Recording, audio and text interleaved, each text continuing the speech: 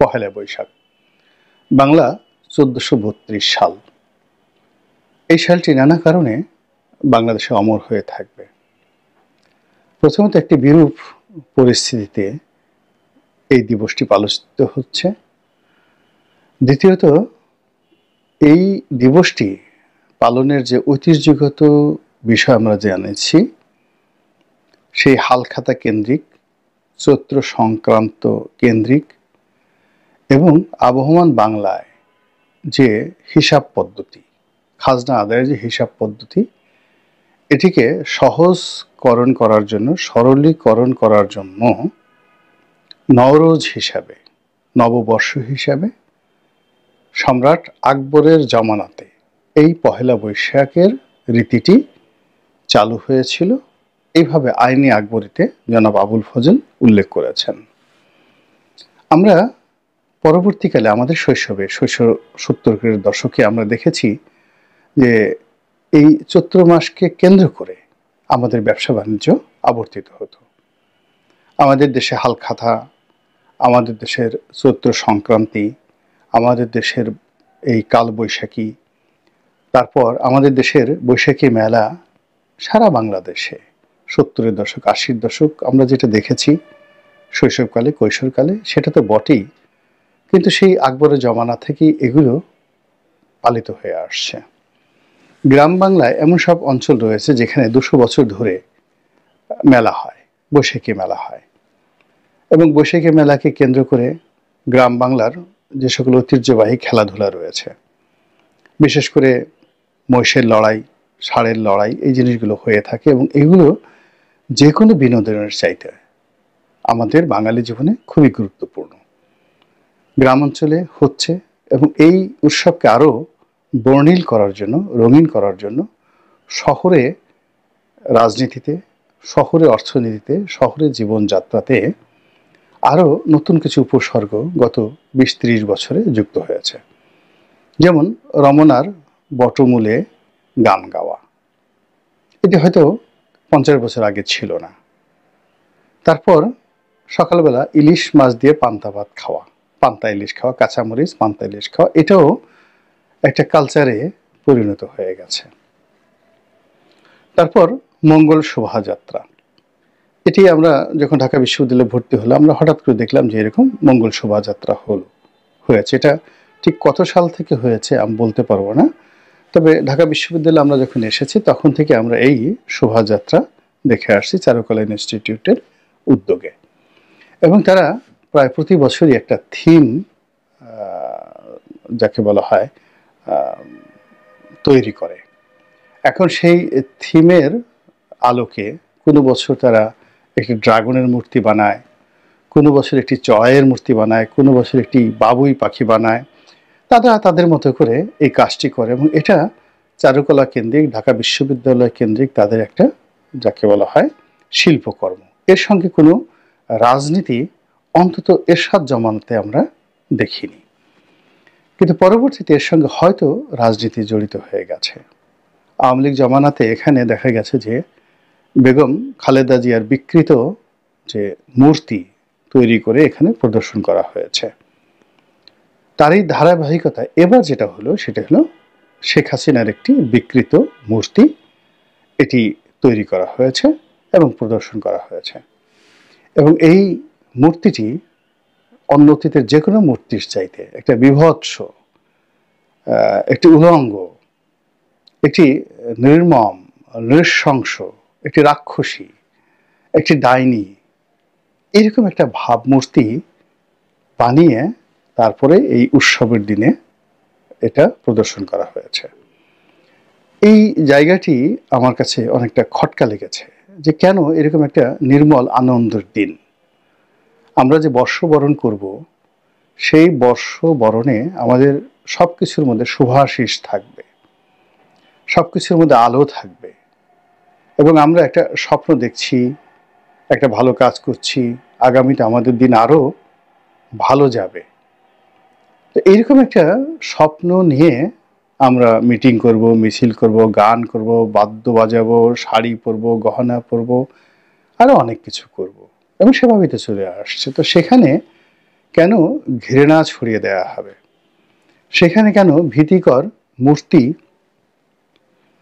এখানে প্রদর্শন করা হবে? কেন এরকম একটি নির্মল অনুষ্ঠানের সঙ্গে রাজনীতির যে পঙ্কিলতা, কাদা, রাজনীতির যে দুর্গন্ধ, রাজনীতির যে পাপাচার এবং সেই পাপাচারের যে প্রতিমূর্তি, এটি কেন এখানে প্রদর্শিত হবে? এই কালচারটা কেন আমরা এখানে শুরু করলাম? এই গেল একটা বিষয়। ২ নম্বর যে বিষয়টা হলো যে মঙ্গল শোভাযাত্রা, এই মঙ্গল শোভাযাত্রাকে আমরা পরিবর্তন করে আনন্দ যাত্রা বানালাম। আমি এই দুইয়ের মধ্যে কোনো পার্থক্য দেখছি না। মঙ্গল এবং আনন্দ দুটোই প্রমিত বাংলা। তো মঙ্গল শোভাযাত্রা, তো মঙ্গল শোভাযাত্রা। এখন শোভাযাত্রা, শোভার একটা শব্দ আছে, আর শুভ সেটির আর একটা শব্দ আছে। তো মঙ্গল শুভযাত্রা নয়, শোভাযাত্রা। মঙ্গলটিকে শোভনীয় করে, অর্থাৎ ভালো কল্যাণকর একটা বিষয়কে শোভনীয় করে, যেটা দেখলে চক্ষু জুড়িয়ে যায়। তো এরকম একটি যাত্রা, মিছিল, এটাকে ধারণ করে মঙ্গল শোভাযাত্রা আমাদের বাংলাদেশে চালু হয়ে আসছিল। তো সেটাকে আমরা এখন পরিবর্তন করে বললাম আনন্দ যাত্রা। তো শোভাযাত্রা এবং আনন্দ যাত্রার মধ্যে কিন্তু অনেক পার্থক্য রয়েছে। আপনি যখন কোনো পথে গমন করেন, যাত্রা, বাংলাতে যাত্রা গমন করেন, তো সেখানে প্রত্যাবর্তনের, ফিরে আসার একটা উপলক্ষ থাকে এবং সব যাত্রার ফলাফল ভালো হয় না। শোভাযাত্রার যে শুভ অর্থ রয়েছে, শুধু যাত্রার সেই শুভ অর্থ থাকে না। ১। ২ নম্বর হলো যে মঙ্গল, মঙ্গল যে শব্দটি, বাংলাতে মঙ্গল যে শব্দটি, এটির যে ব্যাপ্তি, যখনই আপনি শুভ কিছু, ভালো কিছু, মঙ্গলময় কিছু কামনা করবেন, আশা করবেন, ওটার সঙ্গে আপনার নফসের কোনো সংযোগ থাকে না। ওটার সঙ্গে আপনার হৃদয়ের একটা অর্ঘ্য থাকে, একটা ইচ্ছা থাকে, একটা আশা আকাঙ্ক্ষা থাকে, আপনার কিছু চেষ্টা থাকে, এবং আপনি যদি বিশ্বাসী হন তাহলে আপনার মঙ্গলময়তার জন্য আপনি আপনার বিধাতা, আপনি আপনার ভগবান, আপনি আপনার রব, আপনি আপনার মালিক, সেই মালিকের দয়া এবং করুণা ভিক্ষা করেন মঙ্গল শব্দটির মাধ্যমে। ফলে মঙ্গলের একটি অংশ থাকে পৃথিবীতে, আর একটি অংশ থাকে আসমানে। মঙ্গল একটি অংশ থাকে মানুষের কাছে, অন্য অংশটি থাকে বিধাতার কাছে। মঙ্গলের একটি অংশ থাকে বাস্তব, আর অন্য অংশটি থাকে অবাস্তব।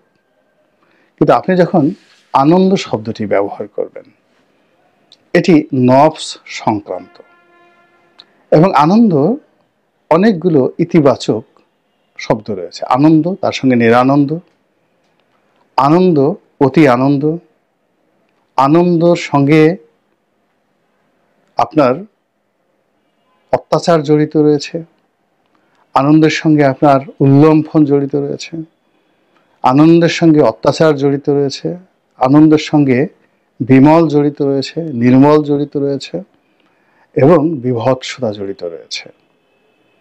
কিছু মানুষ আনন্দ করে, মানুষ হত্যা করে তারা আনন্দ পায়। কিছু মানুষ ধর্ষণ করে আনন্দ পায়।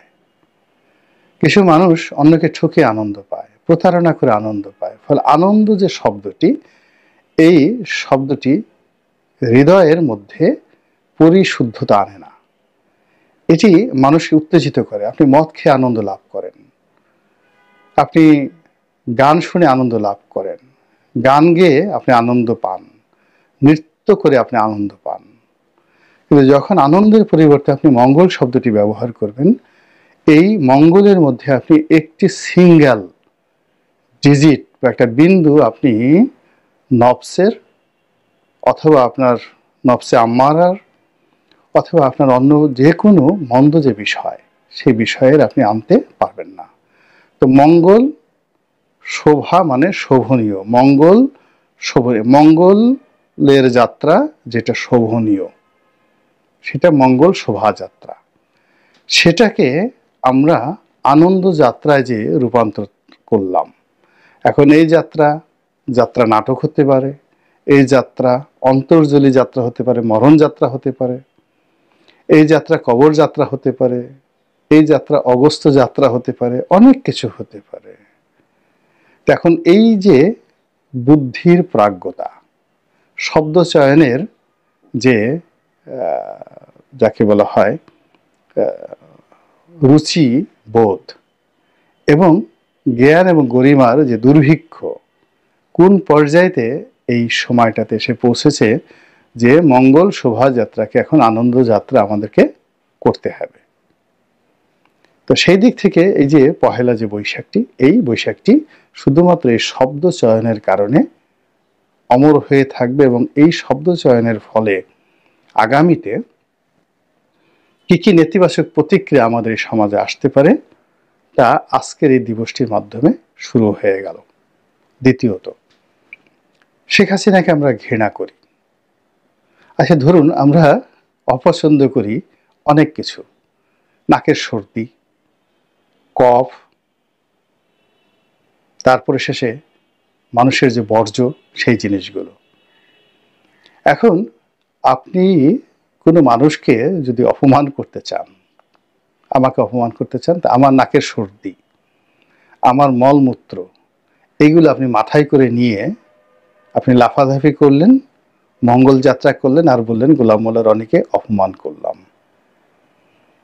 অথবা আমার একটা বিকৃত মূর্তি আপনি ধারণ করলেন, বিকৃত মূর্তি বানালেন, আমার বিশাল একটা নাক বানিয়ে দিলেন, আমার যে দুটো দাঁত রাক্ষসের মতো বানিয়ে দিলেন, এমন দুটো ঠোঁট বানিয়ে দিলেন যেটাকে দেখলে মনে হয় দানব। তারপরে শেষে সেই মূর্তিটি নিয়ে নিজে মাথায় করে নিয়ে ঘুরলেন, নিজে কষ্ট করে বানালেন, টাকা খরচ করে বানালেন, তারপরে সেটা নিয়ে রাস্তায় লম্ফন ঝম্পন করলেন। আপনি কি একবার ভেবেছেন যে দুনিয়া এবং আখেরাতে এটি আপনাকে কতটা পাপের পথে নিয়ে গেল?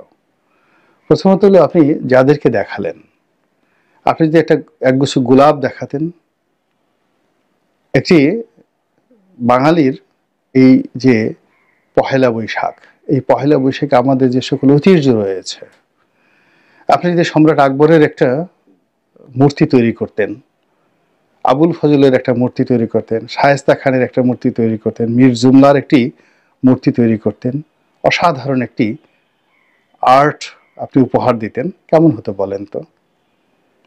অথবা আপনি যদি এই আজকের দিনে সেই গ্রাম বাংলার যেগুলো নির্মল আনন্দ, সেই একটা আমাদের যেমন এই যে রেসকোর্স ময়দান, ঘোড়া দৌড়ের ময়দান, তো এই রেসকোর্স ময়দানে সরোয়ার্দী উদ্যানে যদি আপনি এরকম একটা ঘোড়ার দৌড়ের ব্যবস্থা করতেন, মহিষের লড়াইয়ের ব্যবস্থা করতেন, গরুর লড়াই বা গরুর দৌড়ের ব্যবস্থা করতেন, কত সুন্দর হতো। তা না করে শেখ হাসিনাকে আমরা ভুলতে চাচ্ছি, তার শাসনকালকে ভুলতে চাচ্ছি, তিনি যে কর্মগুলো করেছেন সেই কর্মগুলো ভুলতে চাচ্ছি। কারণ হলো মন্দ কাজ মানুষকে সবসময় উত্তেজিত করে। দেখুন শেখ হাসিনা এবং আওয়ামী লীগ যে কর্মগুলো করেছেন সেগুলো তো আমরা ছাড়তে পারছি না। তিনি বা তার লোক যে কাজগুলো করেছেন, সেটা ব্যাংক লুট হোক, চাঁদাবাজি হোক, যা কিছু হোক, এর একটাও কি বন্ধ আছে? আরো বেশি করে করছে না? করার পরে কি হচ্ছে, আপনি সেই জিনিসগুলোকে মানুষকে না ভুলিয়ে আরো শেখ হাসিনা যে ছিলেন বাংলাদেশে সেটাকে তার একটা মূর্তি তৈরি করে, বিভৎস মূর্তি করে আপনি দেখাচ্ছেন। 2 নম্বর হলো সেই একটা মানুষের চেহারাকে বিকৃত করে একটা কবিরা গুনাহ করছেন, ভীষণ রকম কবিরা গুনাহ করছেন। আল্লাহ রাব্বুল আলামিন মানুষকে তৈরি করেছেন সুন্দরতম অবয়ব দিয়ে। পৃথিবীর সবচেয়ে নিকৃষ্ট মানুষটিও আল্লাহর একজন বান্দা।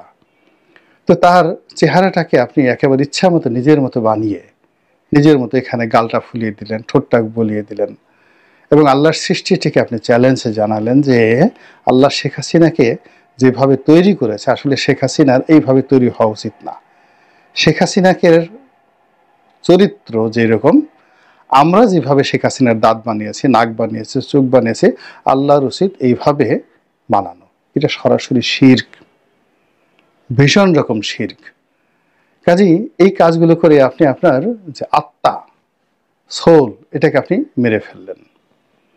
আর যে প্রজন্ম, নতুন যে প্রজন্ম যারা এই বিভৎস দৃশ্যটি দেখলো, একটি ফুলের পরিবর্তে, একটি মোনালিসার পরিবর্তে, এটি গোয়ার্নিকার পরিবর্তে এরকম শেখ হাসিনার একটা বিভৎস মূর্তি